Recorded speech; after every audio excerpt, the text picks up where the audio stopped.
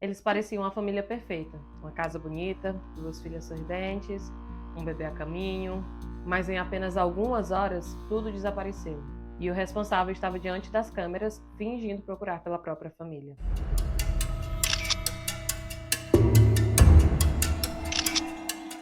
Quem era a família Watts? Christopher Lee Watts nasceu no dia 16 de maio de 1985 e Shannon Catherine Rusak nasceu no dia 10 de janeiro de 1984. Eles eram originalmente da Carolina do Norte. Watts era de Spring Lake e Rusak era de Aberdeen. Os dois se conheceram pelo Facebook em 2010, começaram a trocar mensagem ali. Apareceu um certo interesse amoroso e depois disso eles namoraram 2 anos. Namoraram até 2012 e em 2012 eles se casaram. A família do Chris não era tão a favor. Desde o início, a Shannon não se deu tão bem com a família do Chris e isso criou um certo desconforto, então acabou que distanciou um pouco as duas famílias. Eles viviam em uma casa grande com 5 quartos em Frederick, Colorado, que eles compraram em 2013. Para a compra dessa casa, eles precisaram pedir uma ajuda financeira ao banco.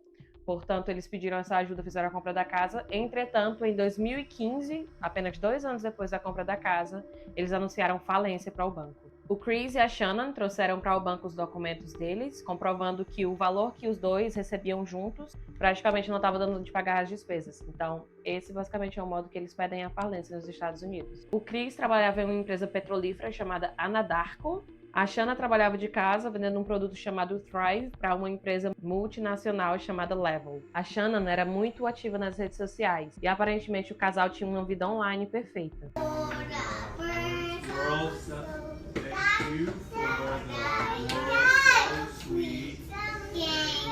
Apesar da Shanna ter uma condição de saúde chamada lupus, que pode interferir para a mulher engravidar e ter filhos, ela conseguiu ter 2 filhas.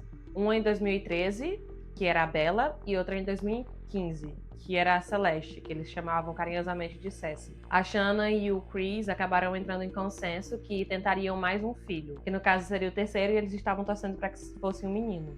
Então, em pouco tempo, a Shanna anunciou a gravidez. Eles já estavam cientes também de qual nome dariam para, se caso fosse um menino, que seria chamado Nico. E eles aparentavam estar muito felizes com a decisão e com o acontecimento. Até porque, com a condição de saúde da Shanna, ela estava com medo que ela não conseguisse ter essa terceira criança. Agora eu vou começar a detalhar para vocês alguns acontecimentos que antecederam o caso. Então, a Shanna anunciou a gravidez dela no dia 11 de junho de 2018. E não muito tempo depois de anunciar essa gravidez, ela tinha uma viagem marcada no dia 27 de junho de 2018 para passar 5 semanas na Carolina do Norte com as 2 filhas. O Chris não iria por motivos de trabalho, ele ia ter que ficar na cidade para trabalhar. Entretanto, isso já estava tudo organizado. Então, esses 2 acontecimentos, eles basicamente ajudam a gente a estabelecer uma linha do tempo, porque eles antecedem o caso em si. Ela anuncia a gravidez no dia 11 de junho e depois faz essa viagem para Carolina do Norte no dia 27 de junho. 3 dias apenas após o anúncio da Shannon sobre a gravidez, o Chris salva o número da colega de trabalho Nicole Kessinger no celular dele. Com isso, no que ele salvou o número da Nicole Kessinger, eles ficaram em contato durante um tempo. E depois da viagem da Shannon, que foi no dia 27 de junho, poucos dias depois dessa viagem dela, a Nicole Kessinger faz uma visita à casa do Chris.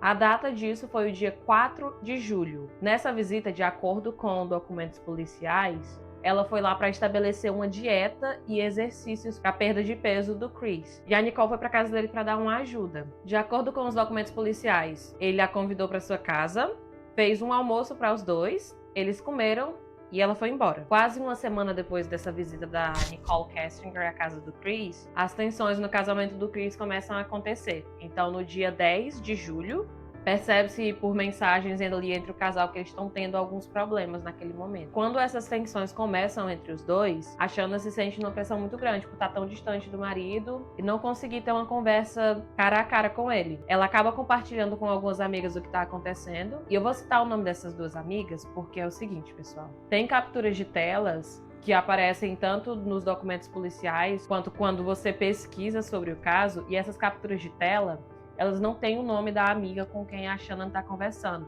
Então, eu vou citar essas 2 aqui. Por acaso, quando eu trouxer uma captura de tela para vocês mostrando alguma conversa dela com uma amiga, saibam que vai ser pelo menos uma dessas 2. São elas a Christina Meccan e a Cassie Rosenberg. Depois dessas tensões terem começado no dia 10, no dia 14, a Shannon liga 5 vezes para o Chris mas ele não atende nenhuma delas. E ele não atende essas ligações por um simples motivo. Ele foi no encontro com a Nicole Kessinger e eles foram juntos a um museu de carros. Já no dia 28 de julho, o Chris vai em uma viagem de 2 dias com a Nicole Kessinger e nessa viagem eles passam a maior parte do tempo fazendo sandboarding. Vou deixar uma foto para vocês entendam melhor o que é o sandboarding. No Parque Nacional das Grandes Dunas de Areia. Essa viagem era uma viagem que o Chris sempre quis fazer. E por algum motivo ele ainda não tinha ido com a esposa para essa viagem. Para ele é um momento especial e ele acaba convidando a Nicole Kessinger para ir com ele. Depois desses 2 dias que eles passam juntos, o Chris faz uma cartinha bem romântica para Nicole. Vou deixar uma foto aqui para vocês dessa carta. Ele deixa essa carta com ela e no dia 31 ele viaja para Carolina do Norte para se encontrar com a família dele e passar a última semana de férias com ela. E sabe-se que esse encontro não foi um dos melhores, porque de acordo com mensagens, ele já não estava mais se entendendo de jeito nenhum. A Shanna reclamava que o Chris nunca dizia que sentia falta dela e também não falava que amava ela, a menos que ela dissesse que amava ele. A Shanna basicamente estava se sentindo de lado ali, sentindo que tinha uma certa distância emocional do Chris muito grande.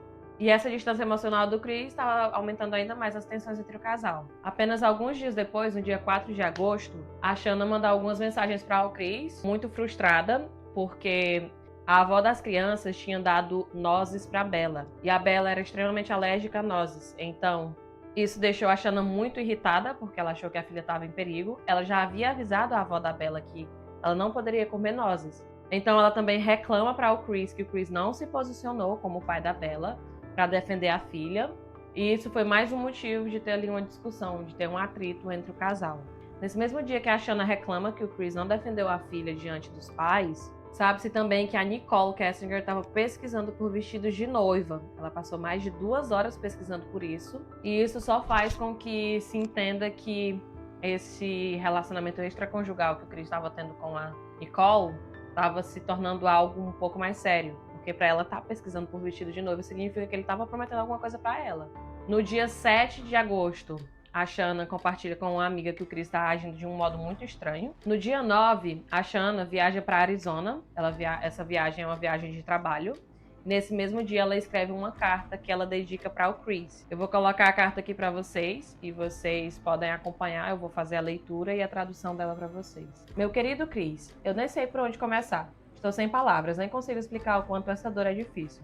As últimas 5 semanas foram as mais difíceis. Senti falta de tudo em você. Senti falta do seu hálito matinal, do seu toque, dos seus lábios, dos seus beijos. Senti falta de te abraçar, senti falta do seu cheiro nos lençóis. Senti falta de conversar com você pessoalmente. Senti falta de ver você rir e brincar com as crianças que eu amo tanto em você. Meu Deus, senti falta de ter você por perto quando eu me sentia sozinha e triste. Eu simplesmente senti muita falta de você. Nós não ficávamos longe um do outro há tanto tempo assim desde 2012. Eu realmente não sei como nos tornamos incompatíveis ou se essas são palavras de outra pessoa. A única coisa que mudou nesse mês foi tudo o que aconteceu com a sua família. Eu não posso mudar o que aconteceu, mas posso tentar resolver as coisas com você e com eles. Mas precisa haver respeito mútuo por todos. Eu definitivamente mereço um pedido de desculpas por causa da Celeste. Eu consigo suportar as provocações dela contra tudo o que eu disse para os nossos filhos, mas a vida das nossas filhas... E assim terminou a carta. Essa carta mostrava assim muita dor e muita tristeza por parte da Shanna, e ela simplesmente estava tentando expressar aquilo que ela estava sentindo. Ela queria muito resolver a situação. Ela estava disposta a conversar, sentar a conversar e resolver a situação. Eu não consegui encontrar nas minhas fontes de pesquisa se ela chegou a mandar essa carta para o Chris ou não, mas eu sei que ela mandou essa carta para uma das amigas dela e perguntou se estava bom, o que a amiga achava. E a amiga disse que estava muito boa a carta e que provavelmente depois disso eles iam conseguir se organizar e eu consegui sentar, conversar e se entender melhor. Então essa viagem da Shanna para o Arizona aconteceu no dia 9 e ela voltaria na madrugada do dia 13. Nesse meio tempo, o Chris ficaria com as 2 meninas em casa, enquanto ela ia nessa viagem de trabalho. No dia 11, o Chris contrata uma babá e fala pra babá que ele precisava da ajuda dela porque ele iria para um jogo do Colorado Rocks com os colegas de trabalho dele. Mas na verdade ele não ia encontrar com nenhum colega de trabalho. Ele na verdade estava indo encontrar com a Kessinger em um bar esportivo em Erie, Colorado. Então para poder ir no encontro ele precisava da babá para ficar com as 2 meninas em casa. Já no dia 12, a Shanna se prepara, ela faz o rascunho de uma conversa que ela queria ter com o Chris. e ela manda para uma das amigas e pergunta o que ela acha sobre aquilo. A amiga responde que o rascunho tá bom e que aquilo daria uma margem para eles conversarem mais sobre a situação. Então, só para que vocês entendam melhor assim o contexto de tudo que estava acontecendo, tinha problemas financeiros, tinha dívida, tinha desgaste no casamento e também tinha esse caso extraconjugal do Chris com a Nicole Kessinger. E isso é só uma forma de eu resumir para vocês toda essa informação que eu já dei e quais eram os principais pontos de tensão no casamento deles. Agora sobre o desaparecimento. A viagem da Shannon era do dia 9 até a madrugada do dia 13. Então, às 1h48 da manhã do dia 13, a Shannon chega em casa e a câmera de um vizinho registra esse momento quando ela chega. Uma amiga dá uma carona para ela e deixa ela em frente à casa dela. E essa foi a última vez que a Shannon foi vista viva. Já na manhã seguinte, o Chris vai ao trabalho normalmente, às 5h27 da manhã. Na câmera do vizinho, a gente também consegue verificar quando ele traz a caminhonete, estaciona a caminhonete dentro da garagem e depois sai com a caminhonete em direção ao trabalho. Entretanto, duas coisas muito estranhas aconteceram naquela manhã que alarmaram uma amiga da Shannon. Essa amiga da Shannon era uma amiga de trabalho. E o nome dela é Nicole Atkinson. A Nicole sabia que a Shannon tinha um compromisso às 9 da manhã no médico. Então ela precisava ir para fazer alguns exames relacionados à gravidez dela. E ela não apareceu nesse exame médico. Foi a primeira coisa que alarmou a Nicole. Depois disso, a Shannon também tinha uma reunião de trabalho mais ou menos ao meio-dia. E ela também faltou na reunião de trabalho. Depois de ter faltado tanto na consulta médica quanto na reunião de trabalho, a Nicole tenta entrar em contato com ela várias vezes, ela não atende o celular. Então ela liga para o Chris e pergunta se ele sabe de alguma coisa. Ele disse que tinha visto ela pela última vez pela manhã antes de sair do trabalho. Ela estranha muito aquilo, ela também sabia que estava acontecendo ali algumas tensões dentro do casamento do Chris com a Shannon. Então, depois de falar com o Chris, ela liga para a polícia e pede para a polícia fazer uma verificação de bem-estar. A verificação de bem-estar nos Estados Unidos basicamente acontece quando você desconfia que alguém está tendo algum problema, não sabe se a pessoa está em casa ou não, a pessoa não atende. Então você pode ligar para a polícia vai lá, bate na porta, verifica se a pessoa está em casa, se não tiver, eles verificam o que aconteceu, tentam encontrar essa pessoa, mas é só para meio que tirar o peso da consciência ou dos vizinhos ou dos amigos que estão procurando por esse indivíduo e ele não aparece. Um pouco mais adiante no caso, quando a polícia já tinha começado a investigar o celular do Chris, eles viram que naquela manhã, entre as 10 da manhã e as 1 da tarde, o Chris ouviu uma música da banda Metallica que falava "Não se pode matar a família", o que foi um pouco estranho. E, além disso, ele também conversou com o corretor de imóveis, que estava responsável pela venda da casa. O corretor de imóveis achou que estava tudo normal. Entretanto, ele estranhou porque a Shannon era sempre muito ativa na conversa e ela não tinha participado naquele momento da conversa. Quando a polícia foi fazer essa averiguação de bem-estar, eles chegaram mais ou menos depois das 1 da tarde e o Chris já estava esperando por eles em casa.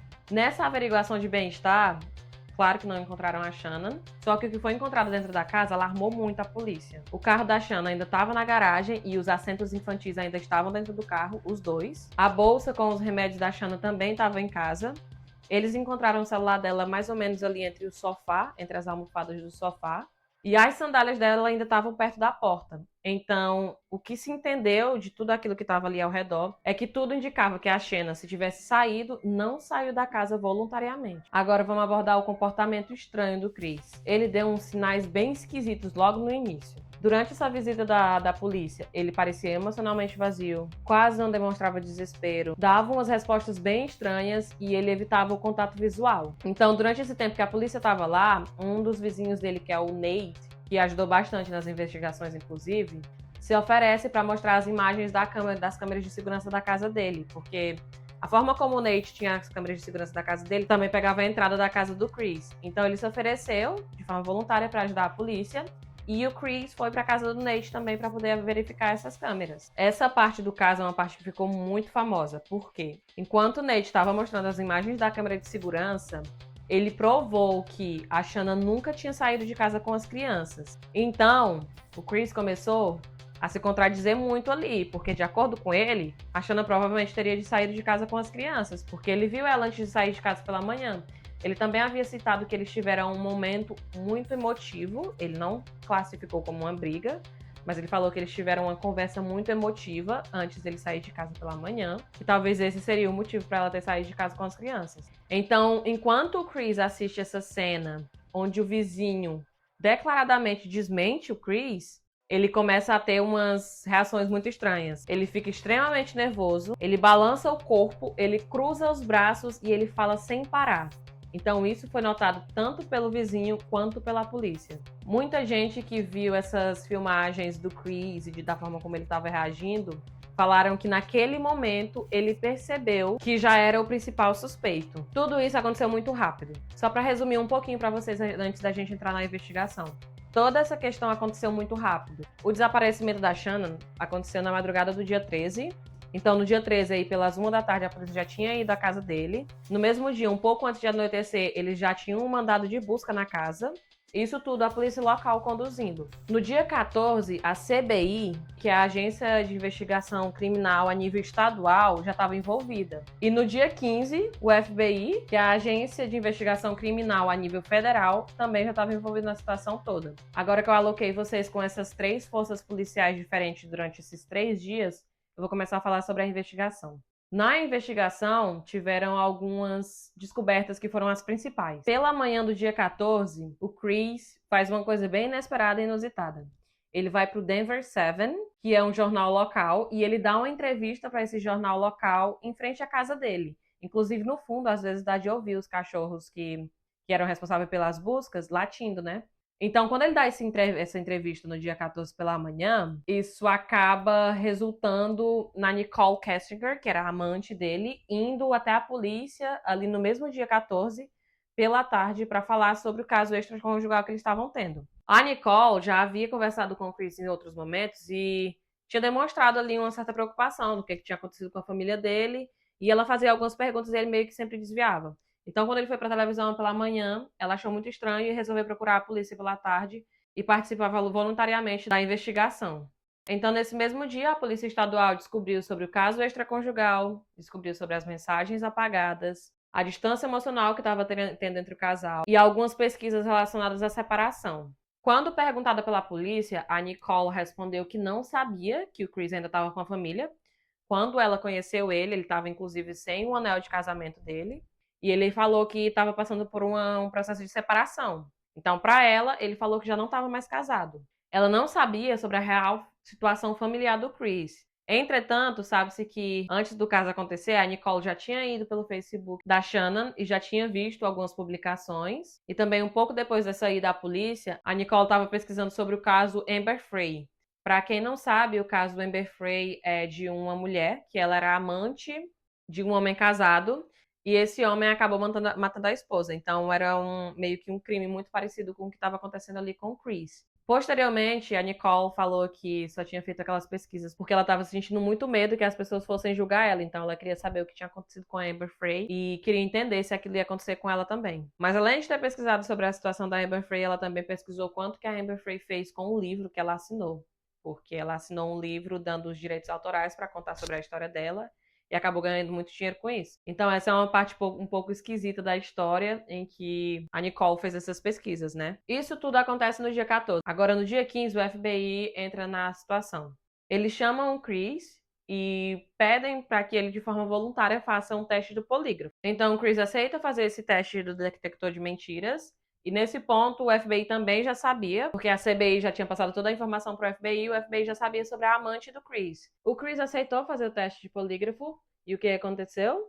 Claro que ele falhou. Depois dessa falha do Chris no teste do polígrafo, os investigadores deixam ele por algumas horas ali dentro da sala sozinho, para criar mais pressão psicológica nele. Depois disso, ele pede para falar com o pai dele. Quando o pai dele entra na sala e senta ali na cadeira ao lado dele, ele confessa pro pai dele tudo o que tinha acontecido, sobre o crime que ele tinha cometido. Só que nesse primeiro momento ele não fala a verdade, ele mente. Depois que ele confessa pro pai dele, os investigadores veem pela câmera que ele tinha confessado o crime, os investigadores entram na sala, ele confessa também o crime para os investigadores, só que ele fala que tinha matado a Shannon porque tinha visto pela babá eletrônica na parte de baixo da casa que a Shannon tinha sufocado até a morte uma das meninas estava azul, e a outra, ela tava sufocando a outra, tava sufocando a segunda criança. Então, quando ele chegou lá em cima, na parte de cima da casa, ela tinha sufocado as duas crianças até a morte. E ele, em fúria, atacou ela e matou ela também. Imediatamente, os investigadores perceberam que tinha uma discrepância ali naquele depoimento, naquela confissão do Chris. Tem uma parte também que é bem interessante de vocês saberem, é que o teste do polígrafo, mesmo que você falhe, ele não pode ser usado em corpo. Então, se o Chris tivesse segurado um pouquinho, se ele tivesse sido um pouco mais firme, não tivesse confessado naquela noite, ele poderia ter ido para casa e dormido mais uma noite livre. Entretanto, com toda a pressão, ele não aguentou e acabou falando tudo. Essa confissão dele foi uma confissão assim que o FBI viu na hora que tinha alguma coisa estranha nela, e depois disso eles foram atrás, e momentos mais tarde ele deu a verdadeira confissão. Na verdadeira confissão, ele falou que tinha matado a esposa, que tinha matado as filhas, e que tinha levado os corpos para a região onde ele trabalhava, que era ali a empresa Anadarko, na região petrolífera, para se livrar dos corpos. Que a Shanna foi colocada, enterrada, basicamente em um local bem raso, e as duas crianças foram colocadas dentro de tambores de petróleo. Mostra como o Chris não tinha coração, ele aparentemente não tinha remorso também. Ele estava contando a história, mas com umas lágrimas de crocodilo bem mentirosas, e os investigadores não acreditaram muito nele. E até mesmo durante a condenação dele, quando eles foram para a corte, você vê que ele tá com a cabeça baixa e que às vezes parece que ele tá chorando, mas sinceramente ele não parece realmente estar demonstrando nenhuma emoção. Parece mais um fingimento da parte dele. Então, ainda no dia 15, às 11h30 da noite, o Chris é preso sobre 3 acusações de homicídio em primeiro grau e 3 acusações de ocultação de cadáver. E depois de ser preso, ele ficou ali um tempo, alguns meses, até que ele fosse ao júri mesmo. Esses detalhes do caso, entretanto, chocaram bastante, tanto o público quanto os investigadores. Agora, sobre as motivações para o crime. Apesar de ter essa confissão gravada do Chris, os investigadores também precisavam encontrar as motivações para o crime, para poder levar ele para ser julgado. Entre as motivações que o FBI levantou, as principais eram o caso extraconjugal que ele tinha com a Nicole Kessinger, a parte de que ele queria meio que se livrar de responsabilidades familiares, então provavelmente ele pensava que se ele só se divorciasse, ele ainda ia ter que ter essas responsabilidades familiares depois. Não só porque eles tinham 2 filhas juntas, mas também porque a Shannon estava grávida de 15 semanas da criança que eles já tinham, inclusive, até nomeado, que ia se chamar Nico. Então ele via todas essas responsabilidades familiares, provavelmente como um peso muito grande para carregar. Um outro ponto também foi recomeçar a vida. Queria recomeçar a vida dele do zero, assim por dizer. E para isso ele pensava que se livrando da família seria a melhor forma possível. E acredita-se também que uma das motivações seja o relacionamento conturbado entre a Shannon e a família do Chris. Então, tinha ali algumas tensões entre eles e talvez o Chris tenha levado isso em julgamento, a cabeça dele antes de cometer o crime, e usou como uma das motivações também. Sobre o julgamento e a sentença. Em novembro de 2018, o Chris se declarou culpado por todas as acusações que impuseram nele. Entretanto, entende-se que ele se declarou culpado por essas acusações não porque ele sentia remorso ou porque ele queria tentar de alguma forma ajudar a polícia. Entende-se que ele se declarou culpado para evitar a pena de morte. Não só ele queria evitar a pena de morte, como também a família da Shannon. A família da Shannon acreditava que, apesar dele ter feito esse crime tão horrendo, tirar a vida dele, no caso, causando mais uma morte, não seria a resposta ideal para se obter justiça. Então, a família da Shannon pediu ao tribunal que poupasse o Chris e que não aplicasse a pena de morte para ele. Assim foi feito. O Chris não recebeu a pena de morte, mas ele recebeu 2 penas consecutivas de prisão perpétua sem possibilidade de liberdade condicional, e além disso, mais 84 anos na prisão. Ele recebeu essa sentença sob as seguintes condenações: múltiplos assassinatos em primeiro grau, assassinato de crianças, interrupção ilegal de gravidez e ocultação de cadáver. Como eu disse para vocês, ele se declarou culpado de todas as acusações que foram impostas. Entretanto, ele ainda não havia explicado o que realmente tinha acontecido. Sabia-se o que tinha acontecido com a Shannon, como ele tinha matado ela, mas eles não tinham conhecimento completo do que tinha acontecido com as 2 meninas. Então, ainda em novembro de 2018, em um interrogatório de 5 horas, o Chris relatou com detalhes o que tinha acontecido com as 2 meninas. As meninas estavam na parte de trás do carro. Ele tinha colocado o corpo da esposa naquela parte de trás ali onde você costuma levar coisas da caminhonete, e as 2 crianças tinham ido no banco de trás da caminhonete. Quando o Chris chega lá no local, na petrolífera, que é onde ele trabalha, ele primeiro vai até a Celeste, que é a Cersei, que é a mais nova, e com o lençol favorito delas duas, ele sufoca a Cersei até a morte, e a Bella vê tudo, e depois ele vai pra fazer a mesma coisa com a Bella, e a Bella pergunta pra ele se vai acontecer com ela a mesma coisa que aconteceu com a Cersei, e ele responde que sim. Daí ela olha pra ele e ela diz: papai, não. Depois disso, ele também sufoca ela com o lençol até a morte. Essa parte foi uma parte bem pesada, então foi algo que ele relatou durante essas 5 horas de interrogatório. E eu simplesmente. Esse interrogatório eu não assisti, eu não tive coragem, mas eu não sei como que ele teve estômago para conseguir contar, relatar essa história no interrogatório. Eu não tive estômago para conseguir assistir. Eu assisti muitas partes sobre todo esse caso do Chris. Eu assisti a investigação do FBI, eu assisti quando ele foi quando ele foi condenado no júri, assistia o impacto das testemunhas, mas essa parte eu não tive coragem, não tive estômago para assistir. É quase inacreditável, porque quando você vê os vídeos, tem muitos vídeos, até mesmo aqui no YouTube, sobre as redes sociais da Shannon, em que ele tá brincando com as crianças, em que ele tá cozinhando com elas, ou que ele tá colorindo alguma coisa. Parecia ser um bom pai, parecia ser um pai presente. A Shanna mesmo publicou nas redes sociais dela, no Dia dos Pais, ela falou que ele era um pai excepcional, que ele era um marido excelente e que ela tinha muita sorte, ela e as meninas tinham muita sorte de ter ele para cuidar delas.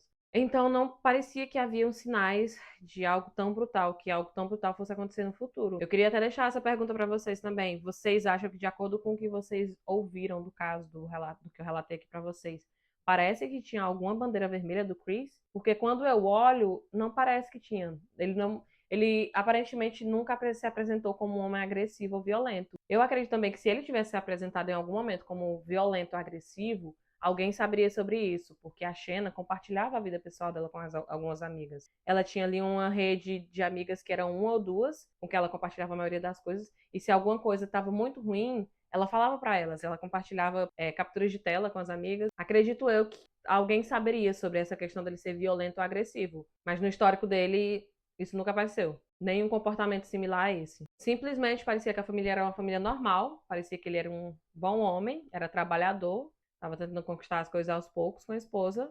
Nada além disso, só mesmo normalidade. Eu também pesquisei como que anda a vida do Chris agora, o que está acontecendo com ele no momento, porque o caso aconteceu em 2018. Desde que o caso aconteceu, ele foi preso, né? Foi para cumprir a prisão perpétua dele, a sentença de prisão perpétua. E até o momento ele está cumprindo a pena. Mas teve um acontecimento no caso que foi interessante. Teve um juiz que decretou que ele deveria pagar uma indenização de 6 milhões de dólares para a família da Shannon. Mas a família da Shannon sabia que eles nunca veriam esse dinheiro. Mas tendo essa indenização imposta no Chris, isso também evitaria que ele recebesse qualquer valor em cima do caso. Vocês sabem que muitas vezes, quando acontecem esses casos extremamente chocantes, se criam documentários, filmes, séries a partir do caso, e os culpados nesses casos normalmente acabam recebendo dinheiro por direitos autorais. Então, essa medida de indenização do juiz era ainda mais para proteger a família de que o Chris lucrasse com a história. Nesse exato momento, o Chris continuou pagando a pena dele. Teve uma coisa que eu encontrei sobre esse caso que me indignou muito, muito mesmo, foi o fato de que mulheres começaram a enviar cartas para ele, falando que achava ele muito lindo e que simpatizavam com a situação dele. E eu, sinceramente, eu não consegui entender. Isso tudo aconteceu depois da série da Netflix, pois que a Netflix lançou o documentário, na verdade, chamado Homicídio no Zewa, Os Vizinhos do Lado. Depois desse documentário da Netflix, é que ele começou a receber ainda mais cartas. E teve uma mulher que, nessa troca de cartas com ele, ela fez um livro a partir dessas cartas. Eu pensei para mim mesma, eu não vou nem sequer pesquisar sobre isso, porque eu não vou dar ibope. Eu já estava muito estressada com a situação. No meu ponto de vista, ele é uma pessoa que ele não merece ter um relacionamento amoroso nunca mais, porque ele teve a chance dele, ele desperdiçou, ele jogou fora. Esse crime foi sinceramente nojento, em tantos âmbitos diferentes, foi nojento. No meu ponto de vista, sinceramente, ele só merece passar o resto da vida dele na prisão e não ter mais contato com mulher. Se ele achava que se livrando da família dele desse modo, ele conseguiria reconstruir a vida dele e conseguiria ter uma nova história, é bom que ele passe mesmo o resto da vida dele preso e sem nenhuma possibilidade de ter uma vida amorosa novamente. Mas o que vocês acham disso? Vocês acham que tem recuperação para uma pessoa que comete um crime desse? É um crime tão chocante que eu não consigo ter absolutamente nenhum tipo de sensibilidade com esse homem. E é isso, pessoal. Esse foi o caso de hoje. Foi um caso bem difícil para pesquisar sobre. Tem muito material visual, tem muito conteúdo. Eu vou deixar vários links aqui para vocês, se vocês quiserem dar uma olhada. Tem muita coisa gratuita, tem todo o questionário do FBI, tem filmagem das câmeras dos policiais. Então é um caso assim, bem completo quando se trata de evidência, de provas. Mas ao mesmo tempo é um caso muito triste. Quando você, inclusive, assiste o testemunho de impacto das vítimas, que no caso foi a família da Shannon, você vê o quanto ela era uma pessoa boa, o quanto ela era uma boa mãe, ela era uma mulher muito dedicada, assim, ela trabalhava de casa, mas ela era muito dedicada. E é muito triste, tão jovem. Enfim, eu vou deixar aqui pra vocês o que eu consegui encontrar, as referências que eu encontrar. E se vocês tiverem gostado do caso de hoje, deixem uma curtida aqui. Deixem um comentário para algum caso que vocês querem que eu fale sobre, que eu posso trazer na semana que vem. E é isso, toda semana tem vídeo novo e espero vocês na semana que vem. Tchau, tchau. Obrigada.